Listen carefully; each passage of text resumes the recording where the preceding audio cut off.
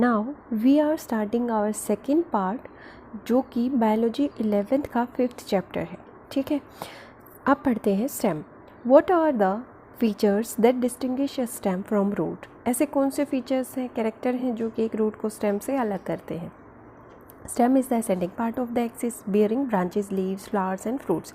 जो स्टेम है वो असेंडिंग पार्ट है, ऊपर वाला पार्ट है, ऊपर जो सीधा खड़ा है वो पार्ट है जिसके पास ब्रांचेस होती है, लीव्स होती है, फ्लावर्स होते हैं, फ्रूट्स होते हैं। It develop from the plumule of the embryo of a germinating seed.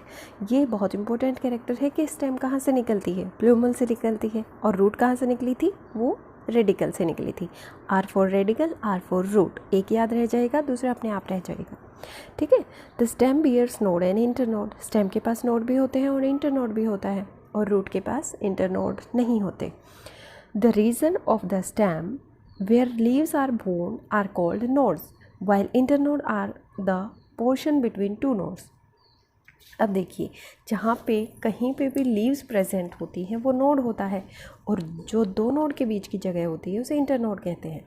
The stem bears bird which may be terminal or axillary. Stem के पास बर्ड्स भी होते हैं जो कि टर्मिनल भी हो सकते हैं और एक्सिलरी। टर्मिनल वो होते हैं जो स्टेम के एंड पे होते हैं, या कह सकते हैं कि जो शूट पोर्शन होता है उसके एपेक्स पे होते हैं, और एक्सिलरी वो जो लीफ के बेस में प्रेजेंट होते हैं। Stem is generally green when young and later often become woody and dark brown. जो स्टेम यंग होती है तो वो जनरली ग्रीन होती है, और बाद में मेच्योर होने के बाद वो लकड़ी सख्त वुडी सी हो जाती है और डार्क ब्राउन कलर की हो जाती है। The main function of the stem is spreading out branches bearing leaves, flowers and fruits. जो मेन फंक्शन होता है स्टेम का वो क्या होता है कि ब्रांचेस को स्प्रेड करती है। उन ब्रांचेस पे लीव्स होती हैं, फ्लावर्स होते हैं और फ्रूट्स होते हैं। It conduct water, mineral and photosynthate. ये क्या करती है, वाटर और मिनरल को कंडक्ट करती है और फोटोसिंथेट को भी कंडक्ट करती है। अब देखिए, वाटर और मिनरल तो ये रूट से लेगी, ठीक है, अपवर्ड डायरेक्शन में मूवमेंट करेगी, और जो फोटोसिंथेट्स हैं वो लीव से लेकर रूट्स तक भी पहुंचाएगी। ठीक है, तो हम कह सकते हैं कि पानी की जो डायरेक्शन होती है वो यूनिडायरेक्शनल है, मतलब एक ही तरफा है, और मतलब ग्राउंड से अपवर्ड डायरेक्शन में। और फोटोसिंथेट की डायरेक्शन बाई डायरेक्शनल है, वो कहीं पे भी जा सकते हैं। ठीक है, some stem perform the function of storage of food, support, protection and vegetative propagation. कुछ स्टेम ऐसी होती है जो फोटोसिंथेसिस भी करती है, ठीक है, स्टोर करती है फूड का, और सपोर्ट करती है, प्रोटेक्शन होती है। वेजिटेटिव प्रोपगेशन होता है कि जो किसी पेड़ के पार्ट को अगर काट के उससे दूसरा पेड़ उगाया जाए तो उसे वेजिटेटिव प्रोपगेशन कहते हैं। Start modification of stem. Stem को किस तरह से मॉडिफाई किया है, चेंज किया है ना। ये नेचर ने कितना अच्छा किया है कि मॉडिफाई कर दिया चीज़ों को ताकि वो एनवायरनमेंट में एडजस्ट कर सकें। The stem may not always be typically like what they are expected to be. हमेशा स्टेम वैसी नहीं होती जैसा हम एक्सपेक्ट करते हैं। They are modified to perform different functions. उनको मॉडिफाई किया गया है डिफरेंट फंक्शंस के लिए। Underground stem of potato, ginger, turmeric, जामिकन, colocasia are modified store food in them. ये जो कुछ एग्जाम्पल हैं ये फूड को स्टोर करके रखती हैं। देखिए यहाँ पे इनको दिखाया गया है। They also act as organ of perennation to tide over condition unfavourable for growth. ये ऑर्गन ऐसे भी हैं जो पैरिनेशन शो करते हैं और जो अनफेवरेबल कंडीशंस को निकाल देते हैं। ठीक है, तो इसको समझने के लिए देखिए, पतझड़ में पत्ते गिर जाते हैं, स्टेम ऐसे लगती है जैसे सूखा हुआ लट्ठा सा है, लेकिन जब फेवरेबल कंडीशन आती है तो उस पर लीव्स ग्रो करती हैं। ठीक है, इस तरह से वो पेरिनेशन का भी काम करते हैं। Stem tendrils which develop from the axillary bud are slender and spirally coiled and help a plant to climb such as in gourds। ठीक है, जो घिया होती है या ग्रेप वाइन जो अंगूर की बेल है उसमें आपने देखा होगा कि एक्सिलरी बर्ड्स निकलती हैं, जो लीव के बेस से बर्ड निकलती हैं, जो स्लेंडर टाइप होती हैं, स्पाइरली कोइल्ड होती है, जैसे आपकी बुक बाइंडिंग होती है ना, स्पाइरल कोइल्ड होती है वो, तो उसी तरह से वो पेड़ को चढ़ने में मदद करती है। ये एग्जाम्पल दिए गए हैं। एक्सिलरी बर्ड ऑफ स्टेम में also get modified into woody, straight and pointed thorns. जो एक्सिलरी बर्ड होते हैं स्टेम के वो और भी तरीके से मॉडिफाई होते हैं, जैसे कि बहुत वुडी सा, ठीक है, स्ट्रेट और पॉइंटेड, एक इसको कहते हैं कांटा, थोर्न कहते हैं, तो ये भी काम मॉडिफिकेशन होता है। Thorns are found in many plants such as citrus, bougainvillea. Thorn बहुत सारे प्लांट्स में होते हैं, जैसे सिट्रस फ्रूट्स होते हैं, खट्टे वाले फ्रूट्स होते हैं ना, जैसे संतरा है, नींबू है, इनमें, और बोगनविलिया में। They protect plant from browsing animals, जो चरने वाले एनिमल्स होते हैं उनसे प्रोटेक्शन देता है। ये जो थोर्न होता है प्लांट को प्रोटेक्शन देता है। सब plants are of arid regions modify their stem into flattened or fleshy cylindrical structure. कुछ प्लांट्स होते हैं एरिड रीजन के, सूखे क्षेत्र के, जो मॉडिफाई करते हैं अपनी स्टेम को, जैसे ओपेंशिया है, उसमें फ्लैटेंड होती है स्टेम, फ्लैशी होती है एकदम मोटी मोटी सी, और सिलेंड्रिकल भी होती है जैसे यूफोर्बिया में। They contain chlorophyll and carry out photosynthesis, उनके पास क्लोरोफिल होता है और इस तरह से वो फोटोसिंथेसिस में हेल्प करते हैं। Underground stem of some plants such as grass and strawberry etc. spread to new niches, and when older part die, new plants are formed. Underground stem होती है वो new niches, मतलब एक नई शरण ले लेती है दूसरी जगह पे, और जब इनका older part जो होता है डाई हो जाता है, सूख जाता है, तो वहाँ पे वो नया प्लांट ग्रो करती है। In plant like mint and jasmine, a slender lateral branch arise from the base of the main axis, and after growing aerially for some time arc downward to touch the ground. अब जैसे mint है, jasmine है, slender lateral branches grow करती हैं base से, main axis से, ठीक है, और फिर ग्रो करती हैं एरियली फॉर सम टाइम, वो हवा में थोड़ी टाइम के लिए ग्रो करेंगी, और फिर आर्क डाउनवर्ड, वो नीचे की तरफ टच करती हैं ग्राउंड को, ठीक है, और वहाँ पे फिर वो ग्रो कर जाएंगी। A little branch which short internode, each node bearing A rosette of leaves, जो लीव्स का एक ग्रुप होता है, गुच्छा होता है, उसको रोजेट ऑफ लीव्स बोलते हैं। And tuft of root is found in aquatic plant like Pistia and Eichhornia. Little branch होती है, शॉर्ट इंटरनोड होते हैं, ठीक है, उनके पास शॉर्ट इंटरनोड होंगे, और उस इंटरनोड के नोड पे जो रोजेट ऑफ लीव्स, एक ग्रुप मिलेगा आपको लीव्स का, और वहाँ पे उन्हीं लीव्स के ग्रुप के नीचे आपको मिलेगा बहुत सारी छोटी छोटी रूट्स, टफ्ट ऑफ रूट्स, ठीक है। जो एग्जांपल है आइशोर्निया और पिस्टिया, हमेशा एग्जांपल दिया होता है ये एक्वाटिक प्लांट में। In banana, pineapple and chrysanthemum, lateral branches originate from the basal and underground part of the main stem.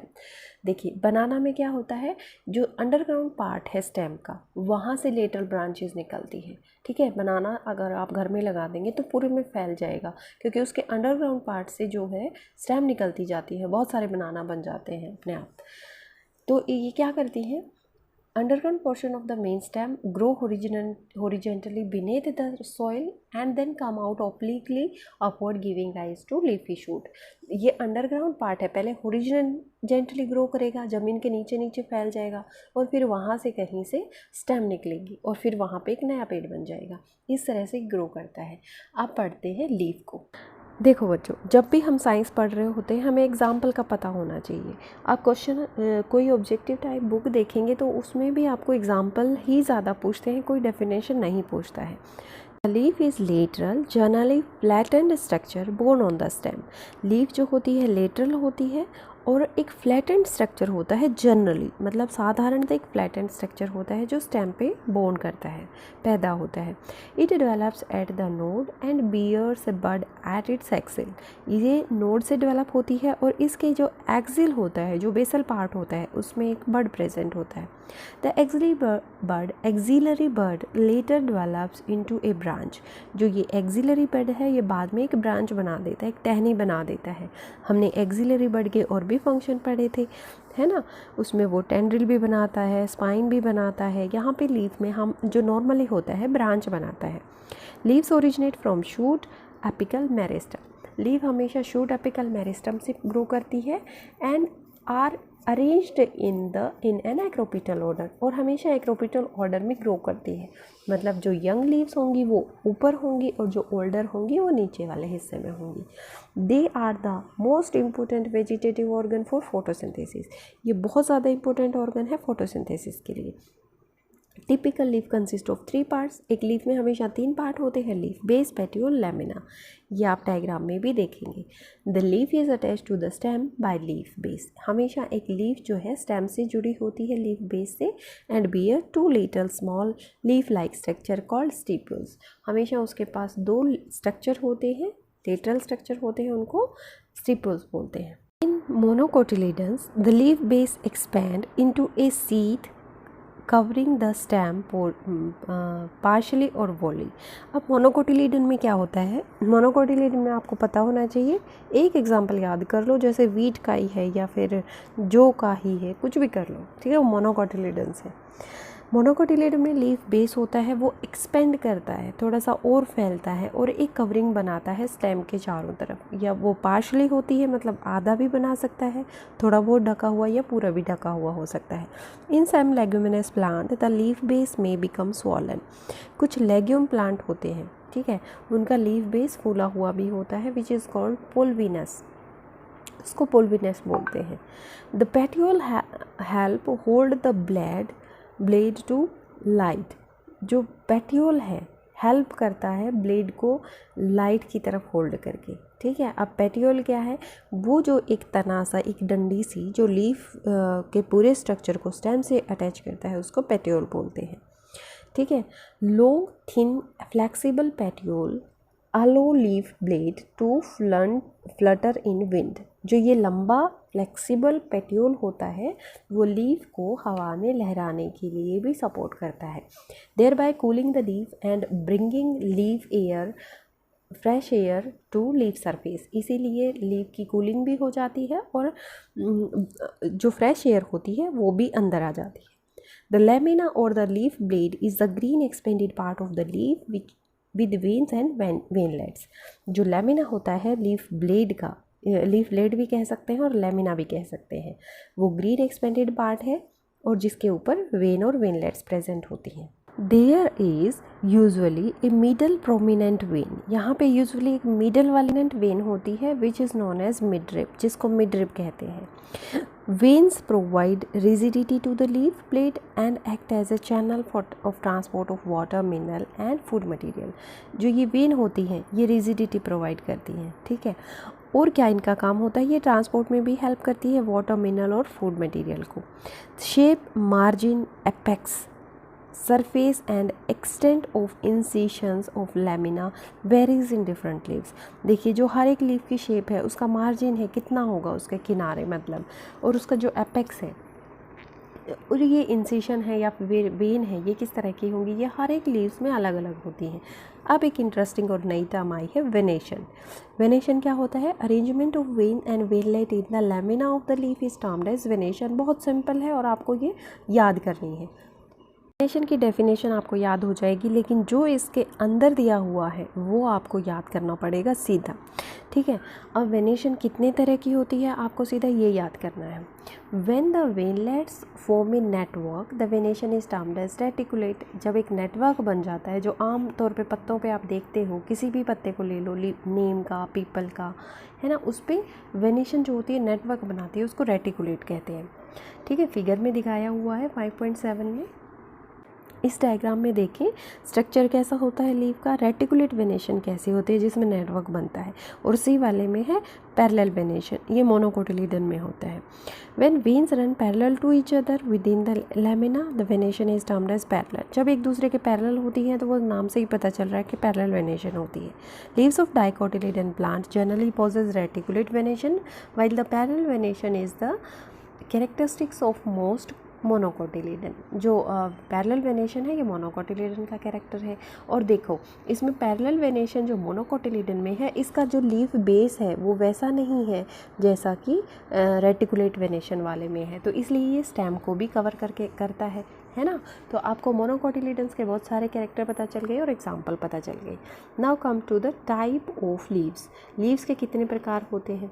A leaf is said to be simple when its lamina is entire और when incised, ठीक है। ये ऐसी leave को जिसका जो lamina होता है सिंपल होता है, एंटायर होता है, पूरा होता है, उसको कहते हैं सिंपल लीव।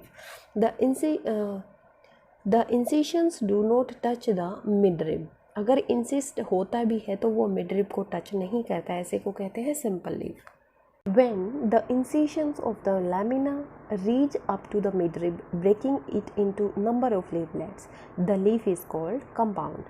जब ये लैमिना होता है ये काट कर लीफ को बहुत सारे लीफलेट में बदल देता है, एक लीफ नहीं रहती लीफलेट में बन जाती है, तो ये कंपाउंड लीफ हो जाती है।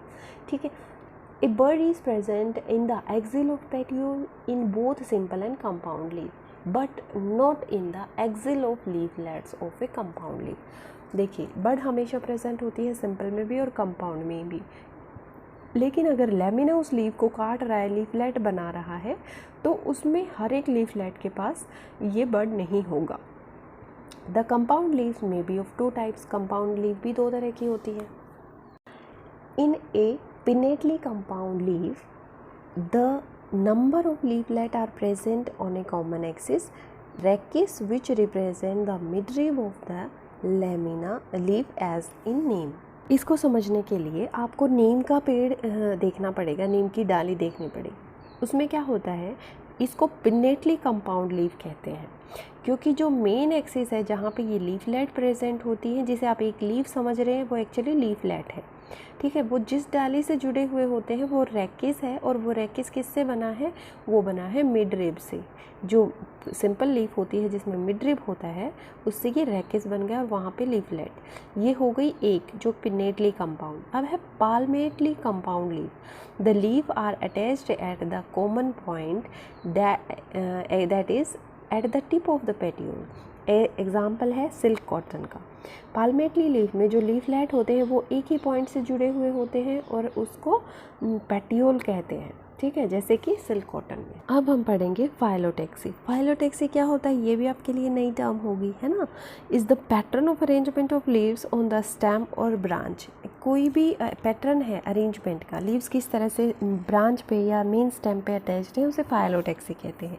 This is usually of 3 type. ये 3 तरह की होती है, और आपने जब भी ये याद करना है हमेशा टाइप से शुरू करना है। ठीक है, first is alternate, second is opposite and third is volt.